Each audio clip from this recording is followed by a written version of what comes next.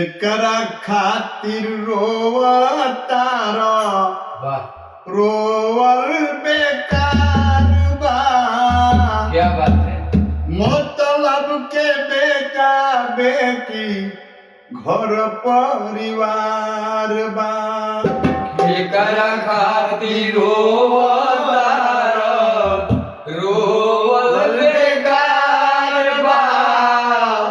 मतलब के बेटा बेटी घर परिवार बा। एकरा खातिर रोवतारा रोवल बेकार बा।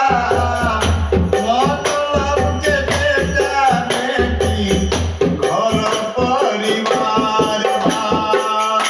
एकरा खातिर रोवतारा रोवल बेकार बा।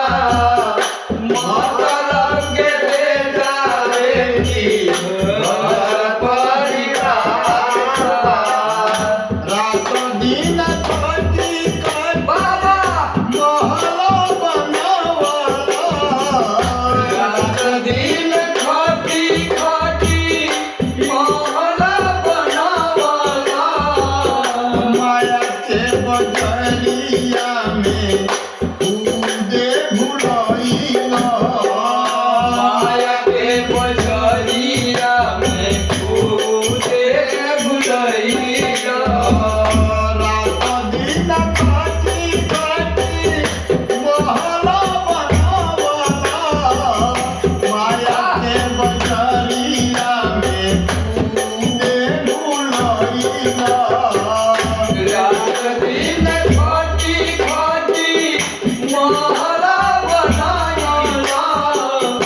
माया के बजरिया में कूदे भुलैला। कामे न आई केहू रिश्ता हजार बा। कामे न आई केहू रिश्ता हजार बा। मतलब के बेटा बेटी घर परिवार बा। मतलब के बेटा बेटी घर परिवार बा। एकरा खातिर रोवतारा रोवल बेकार बा। मतलब के बेटा बेटी घर परिवार बा। एकरा खातिर रोवतारा रोवल बेकार बा। मतलब के बेटा बेटी घर परिवार बा। जेकरा के अपन मन लो किया मतलब के यार बा। एकरा के अपन मन लो मतलब के यार बा।